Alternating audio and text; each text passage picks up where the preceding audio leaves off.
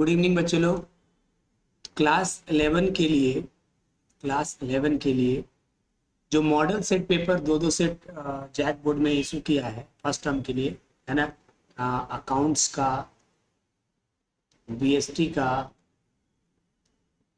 Economics का और साथ में सीए का, कमर्शियल मैथमेटिक्स का, उसका हम सॉल्यूशन आप लोगों को बताने वाले हैं। जो मॉडल सेट पेपर लॉन्च किया उसका, ठीक है, सबका सॉल्यूशन बताएंगे और वो भी एक्सप्लेनेशन के साथ आपको समझाते चलेंगे कि ये कैसे हुआ, है ना।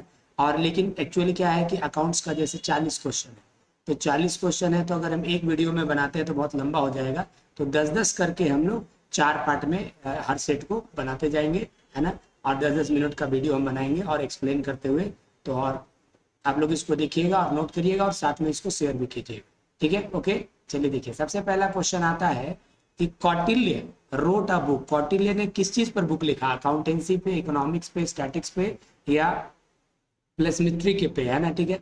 तो एक्चुअल में बच्चे लोग ज्यादातर गलती करते हैं क्योंकि अकाउंट सेट का है, ये अकाउंट्स का हम लोग बता रहे हैं ना, ठीक है। तो अकाउंट सेट क्या है, तो लोग तो सब लोग लिख देते हैं अकाउंटिंग, नहीं।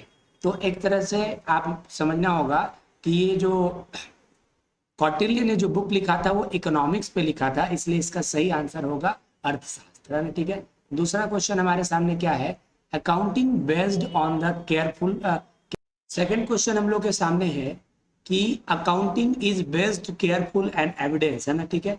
अकाउंटिंग किस चीज पे आधारित होता है, ठीक है। अकाउंटिंग इज बेस्ड, है ना, ऑन केयरफुल और एफिशिएंट, है ना, ध्यान दीजिएगा, सॉरी, है ना। अकाउंटिंग किस पे बेस्ड है? केयरफुल और एफिशिएंट क्या चीज पे? बुक कीपिंग पे। एक्चुअल में क्या होता है कि जितना भी बिजनेस का ट्रांजेक्शन होता है,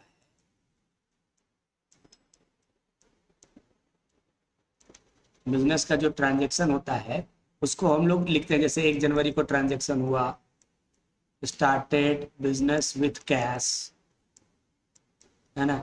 5 जनवरी को ट्रांजेक्शन हुआ, परचेज गुड्स, है ना। तो ये सब चीज को ही हम लोग क्या बोलते हैं? बुक कीपिंग, है ना। बिजनेस के ट्रांजेक्शन को केयरफुली और एफिशिएंटली तौर पर रिकॉर्ड करना ही क्या कहलाता है? Book keeping in the terms of money, है ना। बिजनेस के जितने भी ट्रांजेक्शन हुए उसको केयरफुली और एफिशिएंटली रिकॉर्ड करना। रिकॉर्ड करने का मतलब क्या है? लिखना, है ना, ठीक है। और वो भी कैसे? In the terms of money, यही तो बुक कीपिंग कहलाता है। और बुक कीपिंग का ही आगे चल के क्या होता है? अकाउंटिंग होता है। तो यहाँ पॉइंट क्या बोल रहा है? Accounting is based. अकाउंटिंग किस पे बेस्ड होता है? क्योंकि बुक कीपिंग का ही आगे चल के क्या होता है? अकाउंटिंग होता है। Accounting is based on careful और एफिशिएंट बुक कीपिंग, है ना, ठीक है। जो बुक कीपिंग का मतलब क्या होता है? बिजनेस के ट्रांजेक्शन को इन टर्म्स ऑफ मनी में रिकॉर्ड करना, जैसे स्टार्टेड बिजनेस विद कैश, ये होता है। और एक केयरफुली और एफिशिएंट तरीके से उसको बुक कीपिंग बोलते हैं। और बुक कीपिंग के आधार पर ही आगे चल के क्या किया जाता है? अकाउंटिंग, है ना। तो इसका सही आंसर होगा आपका किस पे बेस्ड होता है? ये बुक कीपिंग पे बेस्ड होता है अकाउंटिंग, ठीक है। तीसरा सवाल हमारे सामने आ रहा है, the art of recording all business transaction in the systematic manner in a set of book is called book keeping. वही बोल रहा है कि बिजनेस के जो ट्रांजेक्शन है उसके रिकॉर्ड करने के आर्ट को, है ना, सिस्टमैटिक तरीके से रिकॉर्ड करने के आर्ट को क्या बोला जाता है? बुक कीपिंग, है ना, ठीक है। अच्छा, बुक कीपिंग का ही आगे चल के अकाउंटिंग होता है, तो इसका भी आंसर क्या होगा हमारा? बुक कीपिंग हो जाएगा। फोर्थ क्वेश्चन हमारा है कि the main objective of book keeping. Book keeping करने का मेन ऑब्जेक्टिव क्या है? क्यों बुक कीपिंग किया जाता है?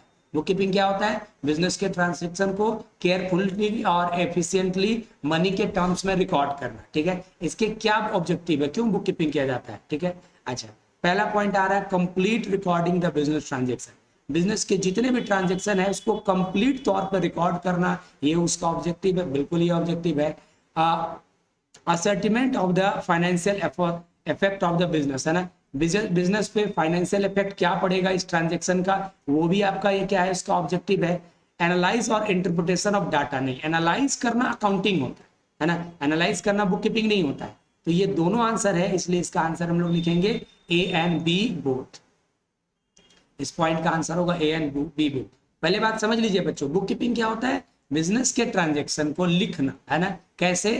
इफेक्टिव तरीके से और केयरफुल लिखना, और इन टर्म्स ऑफ मनी, ये क्या कहलाता है आपका? बुक कीपिंग कहलाता है, ठीक है, क्लियर है। अच्छा, और बुक कीपिंग का आगे चल के रिकॉर्डिंग होता है, अलग अलग एनालाइज करना, इंटरप्रेट करना, ये होता है आपका अकाउंटिंग, ठीक है। अच्छा, the prime function of accounting. Accounting का सबसे मेन फंक्शन क्या है? अकाउंटिंग का main function record the business transaction, नहीं, रिकॉर्ड करना बिजनेस ट्रांजेक्शन तो बुक कीपिंग कहलाता है। Recognise the qualities of businessman, businessman की क्वालिटी को रिकॉग्नाइज करना, ये सब कुछ नहीं होता। ये देखिए ये पॉइंट सही है। Recording and classifying business transaction, है ना, बिजनेस के जो ट्रांजेक्शन है ना, जो कि हम लोग बुक कीपिंग में किए हैं, उसको रिकॉर्ड करना और अलग अलग क्लासिफाई करना, अलग अलग अकाउंट्स में ट्रांसफर करना, ये क्या कहलाता है आपका अकाउंटिंग। तो आपका आंसर ये हो जाए। नेक्स्ट पॉइंट क्या आ रहा है कि traditionally account is how many type, है ना। ट्रेडिशनली अकाउंट 3 तरह के होते हैं, पर्सनल अकाउंट, रियल अकाउंट और नॉमिनल, ये 3 होते हैं। तो ट्रेडिशनली अकाउंट्स कितने तरह के होते हैं? 3 टाइप के होते हैं, ठीक है, ये हमारा आंसर हो गया। नेक्स्ट है which is the correct of the following, इसमें से कौन सा करेक्ट है, ठीक है। तो देखिए हम लोग पढ़े हैं, बैलेंस शीट भी बनाते हैं, कई जगह हम लोग देखे हैं या अकाउंटिंग इक्वेशन में देखे हैं कि एसेट्स जो होता है बच्चों, वो कैपिटल और लाइबिलिटी के टोटल के बराबर होता है ना। Asset equal to capital plus liability, ये सही होता है, ठीक है। तो इस हिसाब से यहाँ पर आंसर हो जाएगा सी नंबर पॉइंट, एसेट बराबर कैपिटल प्लस लाइबिलिटी, ठीक है। अच्छा, अगला सवाल है कि ₹5000 paid as a rent to the office premises is an, है ना, ठीक है। देखिए अपने ऑफिस के बिल्डिंग का, ऑफिस के भवन का किराया दिया, ये क्या है? ये ट्रांजेक्शन है कि इवेंट है? ट्रांजेक्शन है बाबू। इवेंट क्या होता है? ट्रांजेक्शन का मतलब लेन देन, है ना, हमने किराया दिया तो लेन देन का लगेगा। इवेंट क्या होगा? जैसे डेप्रिसिएशन, है ना, इसमें कोई लेन देन नहीं होता है, जैसे आउटस्टैंडिंग एक्सपेंसेस, ये सब क्या होता है? इवेंट होता है। तो ये ट्रांजेक्शन के क्राइटेरिया में आ रहा है, क्योंकि ये लेन देन हो रहा है ना यहाँ पर, है ना, तो ये हो गया आपका ट्रांजेक्शन। अच्छा, अगला पॉइंट आ रहा है आपका how many column are there in a ledger one side. जब हम लोग लेजर बनाते हैं बच्चों, तो आप लोग को याद होगा कि लेजर का कॉलम कैसे होता है, ऐसे 2 भाग में बांटते हैं, और एक साइड, ये एक साइड डेबिट साइड कहलाता है और इधर साइड क्रेडिट साइड कहलाता है। डेबिट में क्या होता है?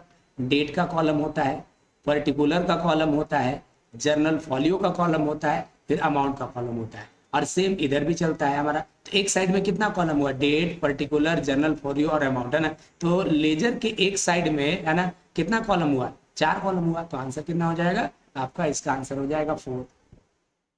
नेक्स्ट, है ना, book keeping is mainly concern with, है ना, बुक कीपिंग मेनली किससे कंसर्न है? Summarising the record of data, सभी डाटा को समराइज करना, उसका शॉर्ट में लिखना, ऐसा कुछ भी नहीं होता है। इंटरप्रिटेशन करना डाटा को, ये भी नहीं होता है। ये है रिकॉर्डिंग द फाइनेंशियल डाटा, है ना। फाइनेंशियल डाटा हम बोले ना अभी बार बार कि बुक कीपिंग क्या है? बिजनेस से रिलेटेड डाटा को मनी के टर्म्स में रिकॉर्ड करना। तो फाइनेंशियल डाटा को रिकॉर्ड करना, यही हमारा क्या है? Book keeping. तो ये हमारा हो गया 10 क्वेश्चन पहला कंप्लीट, है ना। और इसको अगर आपको पसंद आए तो आगे शेयर कीजिएगा। बाकी का 10 क्वेश्चन हम नेक्स्ट वीडियो में आपको बताएंगे। Thank you.